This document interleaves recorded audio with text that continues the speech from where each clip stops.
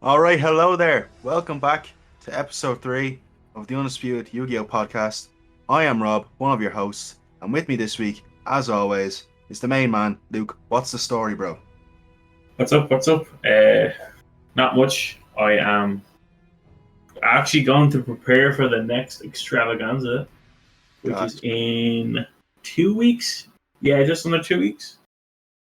that's I too soon. It is too soon from the YCS, but I'm. It's only UK and Ireland, I think. So there's less competitive players. I'm not saying UK and Ireland are like less of a challenge, but the best players in Europe are from outside of Ireland. There is some good ones in the UK though, but yeah, it'd be a lot less difficult. I'm not going to say I'm going to win now, but hopefully I do well. You'll probably make day 2 if there's a day 2. I don't know. There's not a two. So this Saturday there's usually on extravaganzas. Saturday is a giant card, and then Sunday is the main event. So it's not so you too will bad. be making day 2. Man,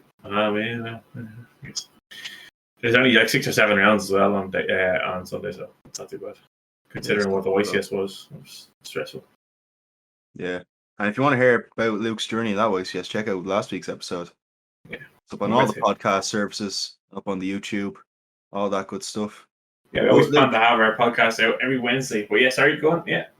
Yeah, that's a good thing to say. Wednesday, 6 o'clock BST is what we're at, I think, at the moment. That's exactly. That's the goal, to try and get them out for that day. So when you're coming home from work, you know what to do yourselves. Stick on the Undisputed YGO podcast. But I was going to drop out.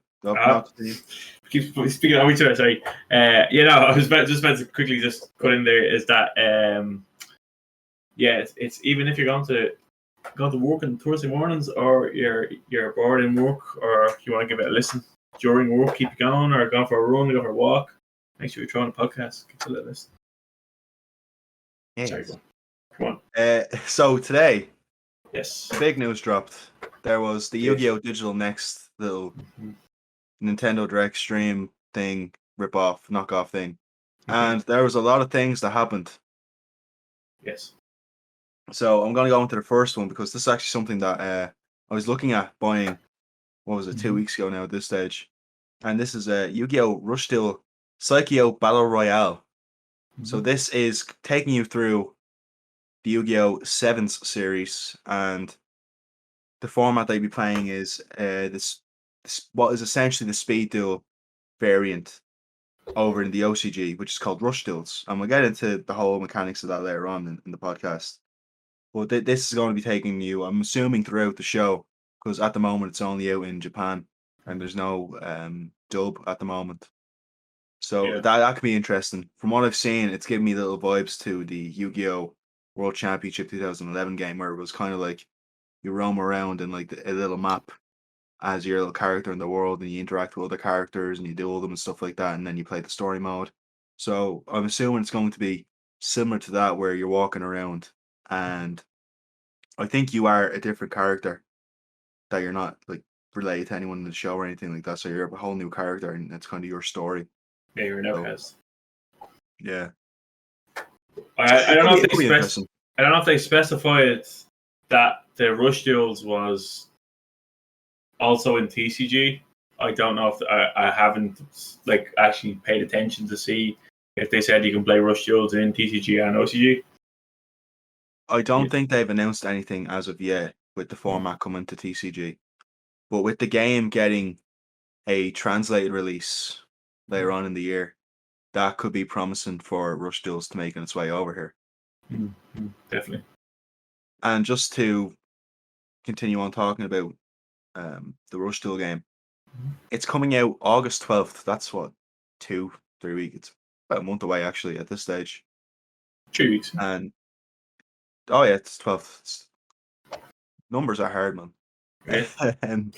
Yeah, so it's about 3 weeks. I tried to look at this game to pre-order it, because the Rush Duel promos in the game are very, very spicy, and I think I'll go through what I can remember being the promos, and that is the Dark Magician Girl Mm-hmm. and Pot of Greed are 2 of the 3 promos coming in the physical release, and I could not get any pre-orders anywhere. Japan, Amazon was just like, nah, we don't have any of the games. So I was like, okay, cool. I'll wait until maybe close to the release date. And now it's out in August, so that's pretty cool. I'm gonna see if I can get one just for the cheeky promos, because they're probably gonna sell out like mad and be oversold. Mm-hmm. They But look really cool though. Yeah, the Rush Duel cards look really cool. But because there's a physical version of it with these promos, are the physical versions of the what is essentially the English / translated versions of the game, are they also going to have some promos? Are they going to be Rush Duel promos? Are they going to be just flat out boring standard Yu-Gi-Oh promos? Are they going to be Speed Duel promos? Don't know. See, speed deals now. I don't think there's speed deals in the new game in the digital next. I didn't see anything about it. I think that's slowly it dying off, unfortunately. But it was basically like a good way to get like reprints of cards that like are classical cards that people use in all formats that needed a rarity bump for years, which I enjoyed. I got a good few cards, like there was like the Koichis and Magician of Fate and stuff like that, like from GOAT format that people got that were rarity upgrades, especially with that Speed Duel Battle City box.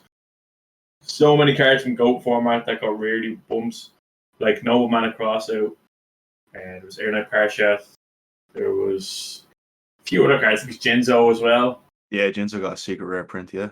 Yeah, which like it's crazy because like it already has 2 secret rare prints and they're both from like 15, 20 years ago. In the Battle Pack team, the Battle Pack team, the actual Jinzo team itself, and in Pharaoh Servant. So that was the original. Yeah, so it'll be interesting to see what they do with the physical release, because at the moment they just announced that it is getting a translated version. That's going to drop now, I imagine, around November, December time. Yeah, say just before Christmas. Let's say try to get it dropped in. Yeah. But that's not all. Yeah, here we go. Duel Links time, baby. We're getting pendulums. Best deck. Oh my god, man. I don't know how they're going to do this. I don't know if they're going to have pendulum zones on the left and the right and they're strictly just pendulum zones, because having a pendulum zone and one spell and trap card zone is just silly. Like, yeah, see, this is the thing, right? With Duel Links, you've only got the 3 slots in your field for your monsters and then your back row. Yeah. Now you're putting in pendulums, which in the current Master Rule format are now taking up 2 of your 5 back row slots. Yeah. But when they were first introduced, they were given their own 2 slots on the side of the board. Yeah. They might actually do that, though, I think, for Duel Links. Yeah, but then next year when they introduce links to the game, what are they going to do then? Are they going to keep it like with their own 2 slots on the board, or are they going to I'd say so. back row to 1? I'd say they just keep the pendulum zones there. It's a strange thing, that Duel Links. Yeah. You haven't even got to the best part yet. No. Dude, come on, man. The Arc 5 world in Duel Links, groundbreaking stuff. Revolutionary. No, don't be saying that. But on to the big thing that everyone was kind of going a bit crazy about. Yu-Gi-Oh! Hearthstone knockoff. I mean, Master Duel. Hearthstone copy pasta. Yes, sir. Yeah. This is a brand new free-to-play game with microtransactions. Don't say that. I really hope it isn't. But it is confirmed, good sir. Oh, really? Yes, sir. According to the Yu-Gi-Oh! Organization, and they have a bit of an edit here from Famitsu, and they confirmed that it is indeed a free-to-play microtransaction game that is on PlayStation 4 and 5, Xbox Series Family and Xbox One, Nintendo Switch, and PC on Steam. And Android and iOS. So those 2, if you're into that. Well, yeah, people like playing. Well, I used to have them old YGO Pro games on my phone for a while on Android, and then they just got really buggy, and it was hard to keep up to date with them. So I just stopped. Yeah, and then Duel Links came out. Yeah, and then Duel Links came out. But Duel Links is a like, completely different game. Yeah. But this, as I said, jokingly about the name, it looks to me like Hearthstone. Yeah, it really does. Yeah, like the whole battlefield and the whole layout look like of it. It really looks like Hearthstone. Even like the animations of the chains and the pop ups and like even Dark Hole, I think, was played in the trailer, and it was a big, massive black hole sucking everything up. Like See, this it is genuinely looks like Hearthstone to me. yeah. See, like, what they can do is now is that instead of like they're gonna obviously host these massive duel tournaments online. So instead of people going out and buying physical packs and playing actual like card games, they're just gonna get people to just kind of play the digital way and just use all their money and spend it in game, which is crazy because like a lot of people, like when you're spending money online, like you don't see it go. When you're spending it out of like at a shop and stuff like that, using your card stuff like that. Like it's, I think you can see a lot more. You know? Especially when you're dealing with cash as well, when you're physically handing over the money. And also as well as the fact that you're buying packs and it's just see it's potluck as well. Like when you're opening packs, like there's actually a ratio of how many cards you pull. Like you're actually guaranteed to get at least 2 secret rares in a booster box. See, with these packs, you could be buying 50 packs and you could get nothing out of it. So like you could literally just be wasting all your money, or you could just get lucky. Okay, again, what Steam do as well, like I don't think they're gonna do this, but what a cool thing to do is that if you could sell your cards on Steam and people can buy them.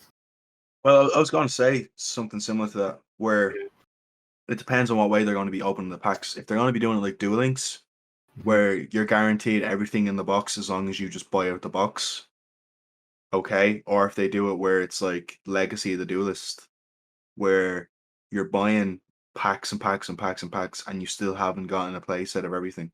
Yeah. Or you've spent like 100 grand and of the in-game currency, and you still haven't gotten the one card you're looking for, let alone 3. See, a lot of games don't do this, but one game I'm just going to mention is like CSGO, Counter Strike. Like what happens is like when you open loot boxes in CSGO, see the good thing about CSGO is like obviously I don't want to keep talking about CSGO obviously, but the good thing about that game is that when you play certain games, they give you free loot boxes to open. Like you earn them, so you can actually like when you win or when you play a certain amount of games, they'll give you some, and then you can open them. And like you could get a gun, and you could sell it on the marketplace, the Steam marketplace, and some guns can go for like thousands and thousands of euros. It's ridiculous. And skins and knives. I think the knives are the most expensive stuff. I know Neymar plays CS:GO and all of his inventory is like worth like 50 grand or something like that. It's ridiculous. He just spends all his money on CS:GO skins and like guns and stuff. It's crazy. But yeah, as I was saying, like that could definitely like blow up the whole game in regards to people just like there are people who are literally like just don't play Yu-Gi-Oh who will buy the game and open packs to try sell cards and make a profit. But then again, it's extremely hard. Yeah, that's the thing. Do Konami want to have this kind of second market that's on their game, where people are spending thousands on cards? I don't know if they will. I don't know what the microtransactions could be. Maybe it's all cosmetic stuff, where it's like avatars and stuff like that, or sleeves or mats or something in the game, and just everything is available off the bat. I don't know. Coming in December 2020, the Yu-Gi-Oh! Battle Pass. Oh yeah, get yourself a Seto Kaiba, a little chibi icon, and Seto Kaiba sleeves. And next month you'll get those feet ash sleeves if you reach level 50. Don't be saying that. Or you can just skip ahead for only 100 quid. Oh god, that's gonna happen. Battle Pass, obviously that's like for like battle royale games, but it's still funny. It's a funny concept. No, I can honestly see it happening where it's like you go into the rank, because there's ranked and casual modes on it. They said that much in the little trailer. So I can see it where it's ranked, where it's kind of like Duel Links, where you progress and you kind of unlock the mat and the sleeves. What I find funny would be that if there's like game chat in the game, I don't know if they will. Like I know obviously it's gonna be difficult with the likes of like the Switch and stuff like that. But like if you're an Xbox player ever or a PlayStation player, you know, like when you play all these games, there's just people like just talking trash like in the middle of a game, and it just be hilarious. Just be like hearing people talking like, "Oh, that's your deck is shit, your deck is shit," and you're like, "Yeah, I'm winning." But I know Legacy of the Others and all them Link Evolution games, they didn't have game chat. But they did have Xbox Live and PlayStation Messenger chat. They did, and I got a good few messages on Xbox Live after games. People who weren't happy. I played that. I actually played that in Inferno Tempest deck online. Grind their golems in Inferno Tempest and just deck people out, and they just got really mad. Yeah, man. Good times. Yeah, it's funny. But yeah, I think that it could be just all cosmetic stuff for the microtransactions. That's me being optimistic, but the realist in me is saying it's probably like what you said, probably like a battle pass, probably as well like kind of what like Pokemon Go do, where it's like you boost your XP for a certain amount of time. It's or like cosmetics. I don't know. It's a strange one because we don't know a lot about it, but yet they've said a decent amount. Yeah, I'm gonna start off with a question, and then I'm gonna like say something about that question. So sure. I'm gonna ask anybody if they're listening either on the YouTube or on the podcast or any other place where there's a comment section. If you want to ask, I'm gonna ask basically, what type of do you play any certain types of Yu-Gi-Oh that aren't in the game? Because I know you were gonna talk about that soon.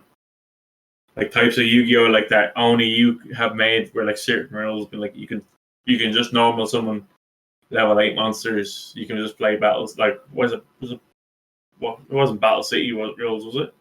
It was the one before Duel's Kingdom. Yeah, just normal summon like level 7 monsters, level 8 monsters. But you couldn't attack directly. Crucial. You couldn't attack. Yeah, you couldn't attack directly in your first turn. And if you fusion summon a monster, it can't attack that turn.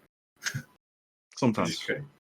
Yeah, no, I think it was when I was watching the anime. It was like that. I was like, oh yeah, I summoned this monster, but it can't attack this turn. I'm like, you literally could have won. Like, it's crazy. But yeah, that's something that I was going to bring up. Was like, is there any fun variations? Mm-hmm. And if for the adults listening to the podcast, any drinking game rules? Hint, hint, nudge, nudge. Yes, please drink responsibly. Because drinking games are fun when played responsibly. Yes, of course. I always have a. But yeah, there's a lot. Like actually, many people that actually don't know what this is, or they've heard of it but haven't played it as well. This is something that I'm actually working on. It's a cube. So a cube is essentially it could basically just be a big box, a big dueling box full of cards. But usually the person who makes a cube has to specifically pick out these cards and put them in because they're basically making their own format and their own card pool. So they're not going to put in cards that are absolutely broken, or they're going to put in cards that are broken, but make sure that everybody gets an equal amount of like broken cards. So it makes it fair. And then there's different types of rules. So people play by different rules all the time in their cubes. People can just play, you can just play normally, but just pick out the cards and just try play it and make a deck with it. This is like something we used to do years ago as well. Like we used to like just pick out random cards from tins, just build decks. Yeah, man, the tin wars. Yeah, but the thing was, we were like, you pick that tin and I'll pick that tin. You build a deck, I'll build a deck. We play against you. See who build the best deck. Yeah, and you wouldn't let me pick certain tins because you knew what was in them. Yeah, because it was one with like a full Cyber Dragon deck in it. I was like, no, you're not playing that. Aww. But yeah, the one I'm gonna make is basically that every monster in the cube is all the same type of monster. So like if a monster's a zombie monster or a dinosaur monster, it doesn't matter. It's just a monster. So cards like Reinforcement of the Army and Fossil Dig, you can just add any monster to your hand. Level 4 or lower monster to your hand. Fossil Dig level 6 or lower monster to your hand. There's a way where you can activate Fossil.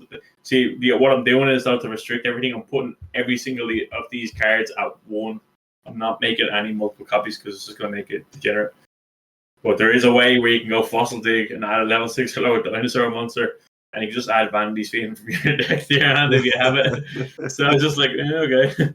You have to manage to wait. You have to manage to summon a monster and then summon like the Vanity's Fiend. But I'm gonna put in cards as well to like counteract that with like Forbidden Chalice and like other cards like Book of Moon, like all of these cards like to stop all of that too. Though. So it's really interesting because it's like, see, all these cards are all specifically locked to specific types of monsters, and once you put all of these cards together with card pool of all of just the same monster, it just makes the game like it shows you how broken like some cards can actually be, and it also tells you like you also learn cards that you've never seen before because they're just useless outside of the deck because usually the type of deck is it's just rubbish.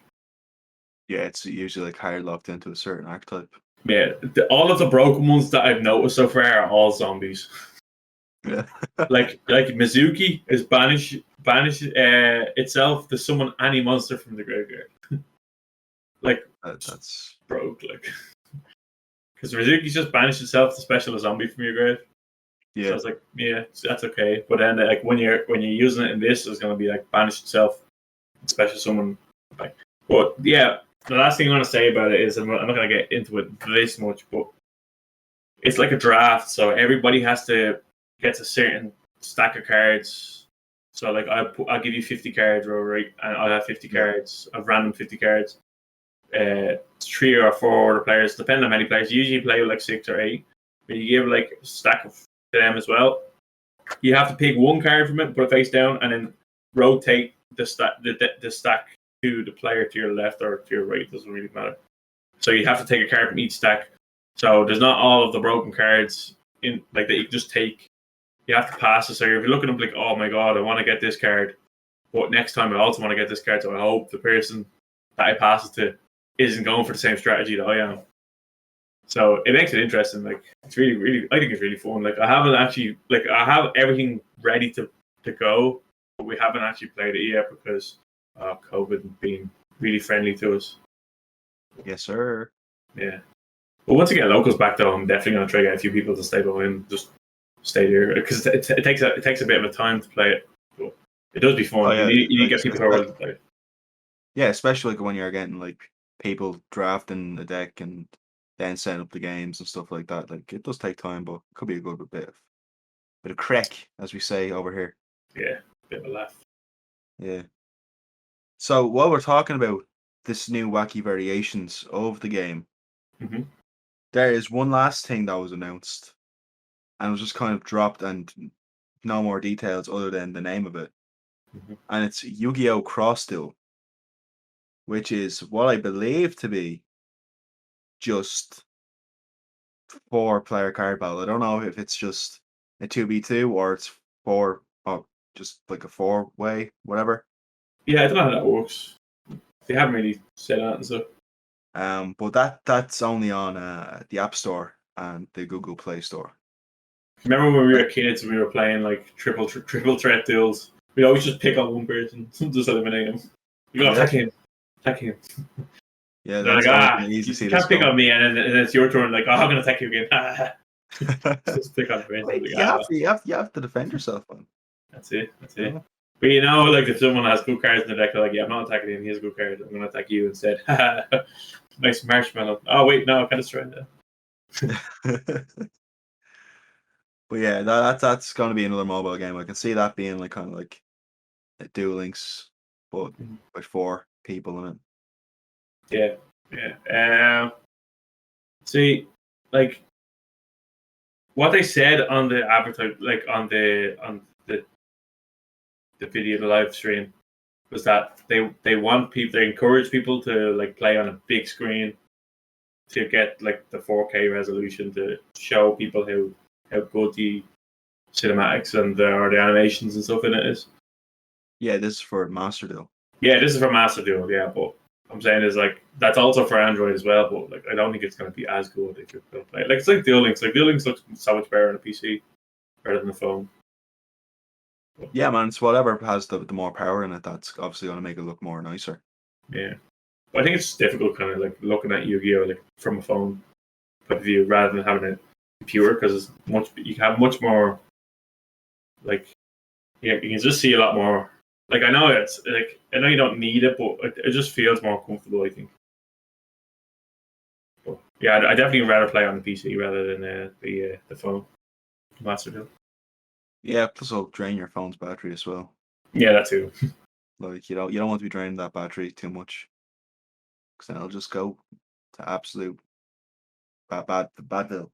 See, a lot of people were saying as well is that like all of these simulators like Yu-Gi-Oh, Mega, YGO Pro, YGO Pro, and Duel Book are all going to die. They're actually just not going to die because for the fact that the game is going to be a pay-to-play game, it's just not going to be.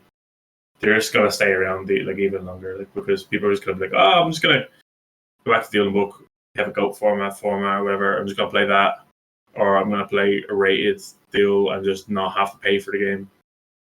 I understand what they're doing, like saying like they have like they're still making money from the game, and all of these third party sites like are taking all their images and stuff like that and using but like I don't know, like people like playing the game for free. Like nothing's like if it's out there and it's somehow legal, like people are gonna play it. Like oh yeah, obviously if there's a legal version that's free to play that has everything that you need, like of course you're gonna play it. But like I was gonna say there, that we don't know what these microtransactions are going to be. They could very well just be cosmetics, or they could very well be no, you have to buy cards, like either packs, decks, individual cards. We don't know. Yeah, and but you definitely have to do like things like see where like they done gems and Duel Links where you can actually earn stuff without actually having to pay for it. You get your own currency where you can buy packs. Like they should definitely implement that.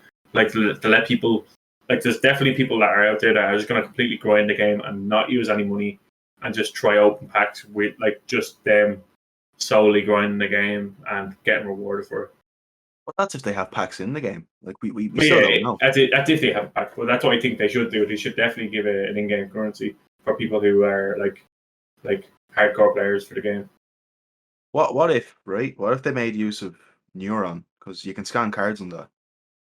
So what you can, but you can. I don't know. Like that's like saying like you put in passcodes as well. Like for every game, like, you can get all them online anyways.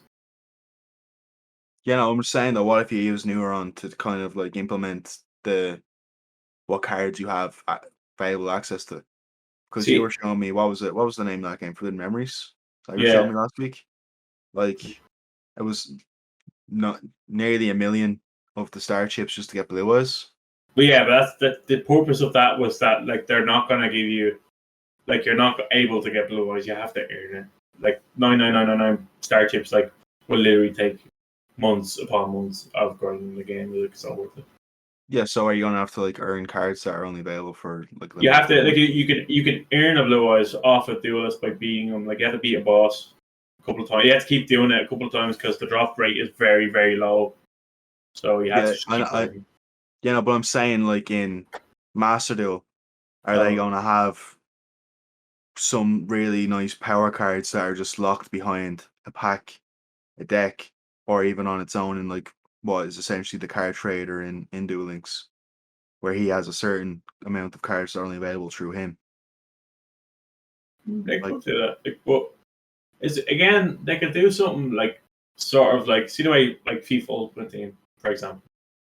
Yeah. Like when you first play the game, they can like sometimes if they know you're a player already, like if you had the games beforehand, they'll give you some extra packs. Like, oh yeah, thanks for coming back. Here's some stuff. And you might not get anything good. Usually at the start of the game you get nothing good. But it's good. It'd be kind of fun to play against someone who also has a bad deck, where they're just randomly assorted cards, and you have to actually play properly as a duelist and use the cards to the best of your knowledge against your opponent. Well, by just getting the cards that they give you, you know. Yeah, but then you'll get the people who are paid to win, essentially.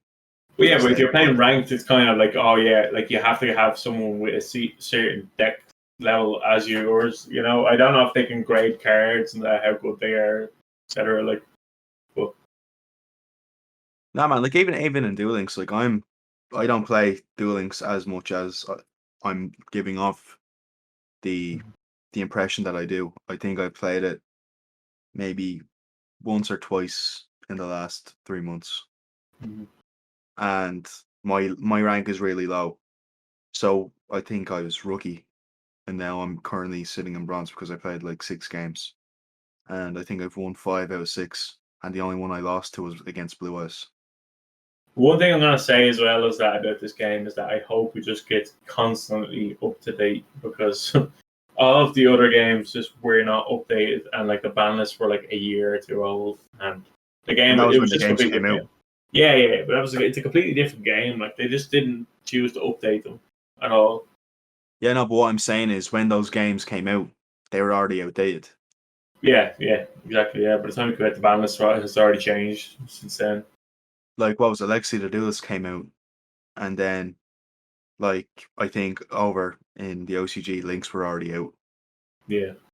So they just ended up making an entire new game, which was essentially could have been a DLC pack.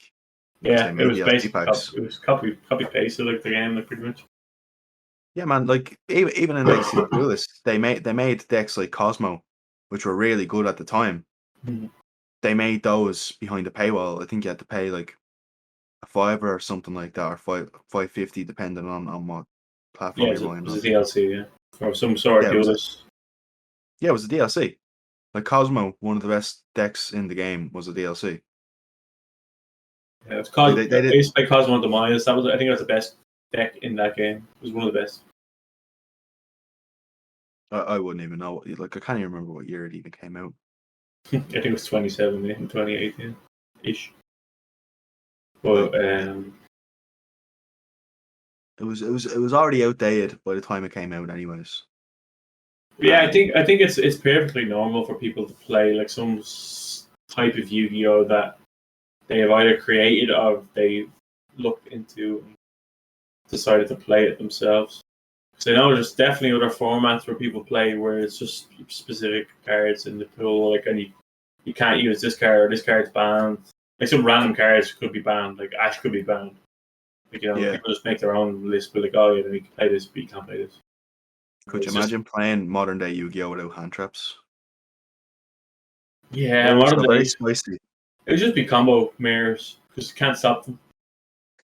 So, like, what can you do? Like, you literally just hand loop your opponent, or you'll just make a combo where you just can't stop you. Yeah, fair. Yeah. So I suppose I didn't think about that far ahead. Yeah, it's like you need to have hand traps in the game. It's just you just balance the game out. It's actually mad though, like how reliant the game is on hand traps. Even Duel Links have hand traps. Do they? Well, they have Streakery, but that's essentially a hand trap. Yeah, that's mad that that's still relevant. Yeah, like it's still played. Yeah, it's still played in Duel Links. It's not a bad card. It's crazy.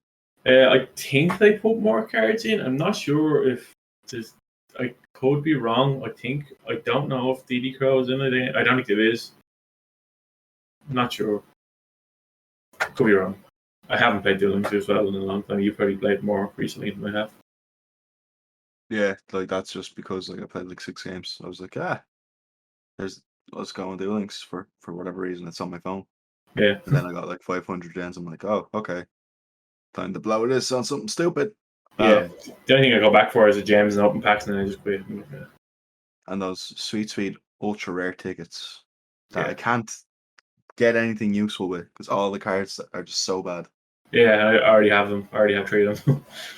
Yeah, that too. Yeah. The Giant Rex, I think, was like the biggest one I had. I had 3 of them already. And I was like, well, I don't think I need anything else. Yeah, but what about Leviathan Dragon though? Would you like one of those? You sure? I think I don't know. Yeah. No, it's like that was like literally the only XE's monster that was there. That was good or generic. I think Illuminite is there now. Mm-hmm. So I'm trying to think now is that next week will be the 27th. So that will be the week before the extravaganza. So I don't really want to give away what I'm playing because I'm actually in between 2 or 3 decks at the moment. I'm not playing Sky Striker because I sold that deck because that deck is very bad. Aha, yes, sir. It's very bad. I got a good I got a trade for the whole deck though, and I sold the deck and I made a good bit of money out of it. So I was like, that's fine. I technically didn't buy the deck, so I tested it out. I played a lot of games with it, and then I was like, the deck is okay, but it's not meta at all. Probably like tier 2, tier 1.5, like even at best, but I think for tier 2. There's definitely a lot better decks out there. There was the YCS. That was actually on last weekend. Actually, I'll talk about that for a minute too. Yeah, it was top 16, wasn't it? It was top 16. Yeah, the winner was Troy Brigade. Yeah, Troy Brigade. Troy Brigade won it. I think all top 4 was all Troy Brigade, which is crazy. Certainly shocked. Yeah. Well, it's funny because I played Troy Brigade in OCS and I beat it. Like I had no problem beating it. It was just the decks that they faced, the other meta decks. Troy Brigade was just very powerful against it, like because it disrupts you. But if you're playing going second and you like have cards dismantle their back, like they're very dependent on the back row. Like the trap called Revolt is like the best card in the deck because you basically just link someone all of your stuff. You special summon back 4 cards, like 4 monsters from the graveyard and your banish zone, and instantly link someone a link 4 with it. And there's a card that's basically like banishes a card in the field, like on the field. Like, it's just ridiculous. But if you can manage to see that, what happens is the link 4 on summon banishes a card. So if you like lightning storm them, they have to chain the trap and you have to summon the monster, and they can't banish anything then because you have nothing on the field. So once you get rid of that, usually you have Appaloosa as well, but like that's like our main worry is just get rid of them too, like the Appaloosa. The link monster isn't that much of a threat. But yeah, I had no problem against it. I'm not saying it's easy. It's like the deck is definitely good, very good. Obviously, like evidently, like it won the YCS, and all the top 4 people played the same deck. So, like, it definitely is a deck that I'm looking at. But I won't play it. I definitely don't want to play it. It's not even a. It's not so much of a combo deck. I just don't find it interesting at all. Yeah. That's the thing with YGO. You have to kind of like find a deck that's first of all good, and second of all like actually like playing. Yeah, see what happens is with me, anyways, I don't know if this happens to anybody else, but when I play a deck that I think is really good, but I don't enjoy playing it, I don't do well. And if I play a deck that I really enjoy and I just don't care if it's good or not, I usually do really well with it, which is ridiculous. Like I played Dinos for I don't know how many formats, and people were like, "Oh, that deck is terrible. You shouldn't play that deck." And I played it for regionals, and at the time, Sky Striker was like the best deck. Engage was at 3 and stuff like that, and like everybody like played like all the floodgates, like there can be only one and stuff like that. And I just went like I was in a state of mind where I fell out with some people and stuff as well, so I just didn't have anybody to advise me. So I was like, you know what, I'm just gonna play this. I'm gonna enjoy myself for the day, and I went 7-0. Like I went undefeated throughout the whole day, and it was literally just because I knew exactly what my cards done. I knew every single type of ruling for the deck because I played the deck for so long. I played the deck for like 3 years, 4 years probably even now at this stage. So I know if my opponent has this, my counter play is like I have it in my head is summon this and do this.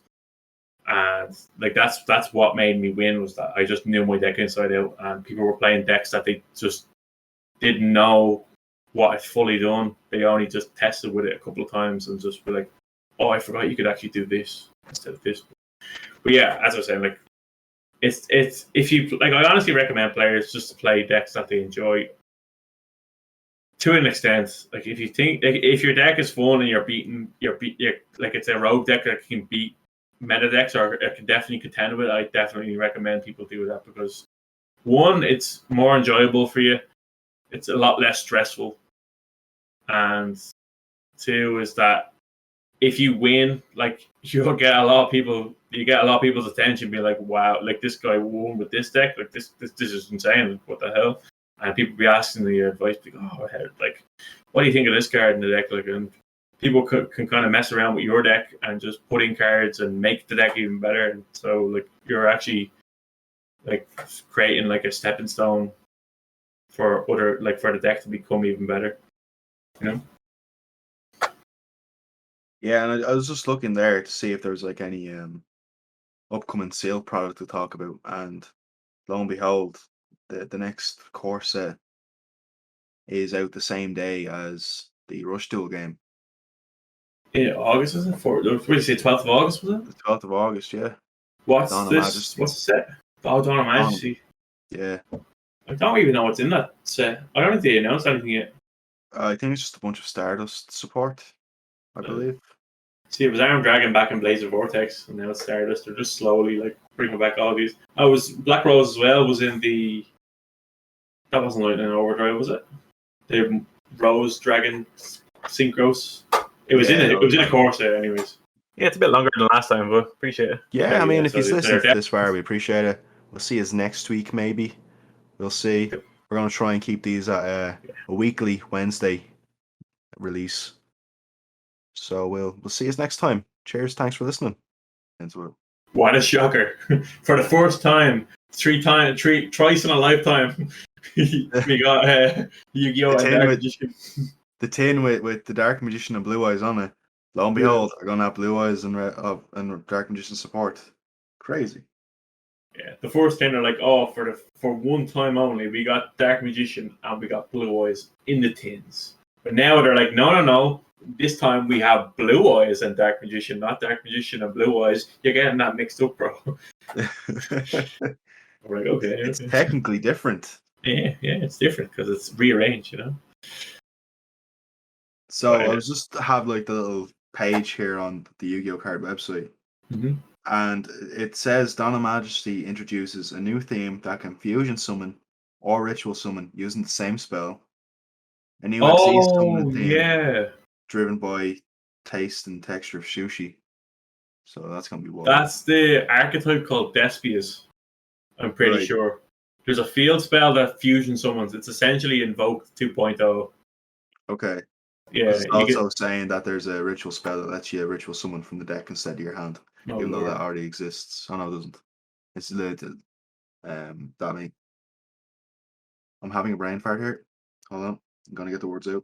There is a card. Like, was a card that you can tribute from deck. Yeah, that's what I was trying to get at. What, Kaleidoscope? No, Ancient Ritual Art. Advanced Ritual Art, yeah. Oh, Advanced, yeah, whatever. I think there's a Necros card. I think it could either be Cycle or Kaleidoscope that also does that. You can just send a card from your deck instead of tribute. Yeah, but is this card going to be generic though? See, Advanced Ritual Art is sort of generic. Yeah, because you get sent normal monsters. For sure, is it good though? Yeah. When it's decent in Blue Eyes, kind of. Well, if you play Chaos Max. Yeah. Yeah, even playing Chaos Max is a bit of a problem because the card, like, it was actually one point where that card was actually very scary because against Zodiac they couldn't destroy it. Yeah. They had to crash into it with Whiptail and just take damage and make sure it gets banished.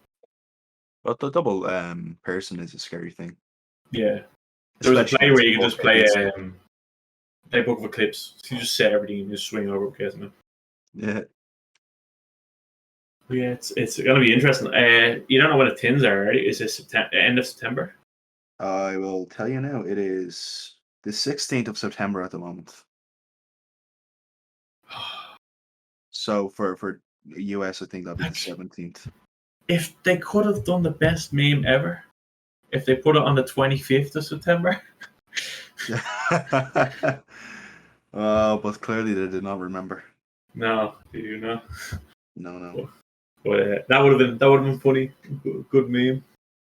Everybody would have caught on eventually and just like, oh, yeah, that's something. Well, yeah. I don't know if there's much else to say for this one. Rather other than I'm getting prepped for the extravaganza, which I'm going to talk about more next week. I'll talk more about what I think the meta is now because we've settled down into a format now where we're actually getting to know which cards are really good and what the best decks are. So For people like who haven't played in a while, like they probably haven't touched the Yu-Gi-Oh cards since before COVID, so I can kind of break it down to the casual people, like what are the best decks, or if you're looking to come back into the game, what cards you should probably pick up. Yeah, so we'll get into the Rocky training montage for that next week. Yeah. Because like you said, we're 3 weeks into a format now. The post-ban list type of a lot of stuff is gone. Mm-hmm. People are realising what's good and what's not. I.e. strikers get wrecked. Yeah, bad deck.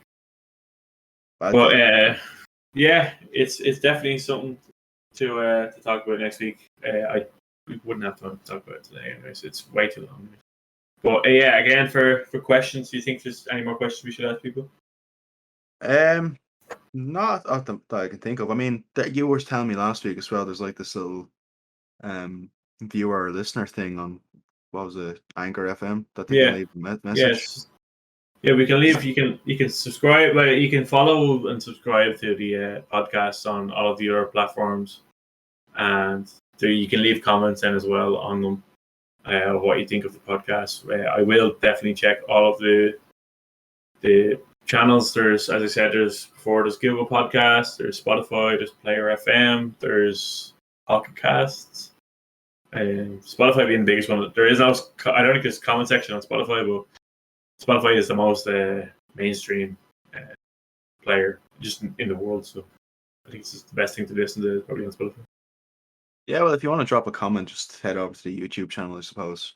Yeah, we always have a YouTube. We always have a video on our YouTube channel as well, so you can just drop comments there. So you don't even have to like if you want to listen to us on Spotify and go to YouTube, just leave a comment then as well. We would appreciate it. It's the Undisputed Network on YouTube.